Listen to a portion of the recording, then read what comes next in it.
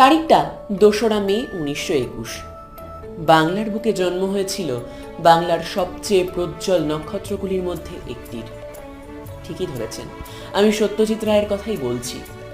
আর গতকাল অর্থাৎ 2রা মে 2024 তার 103তম জন্মবার্ষিকীতে পড়ে ফেললাম তারই আত্মজীবনীমূলক বই যখন ছোট ছিলাম। এই বইতেই তিনি শুনিয়েছেন তার বিচিত্র ছেলেবেলার কথা।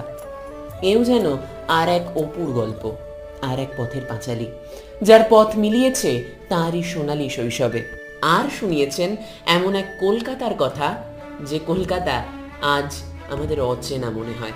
প্রকৃতপক্ষেই তিনি বাংলার মহারাজা, এবং এই বইটি পড়ে একটি কথা বলতে ইচ্ছে করে, মহারাজা তোমারে সালাম।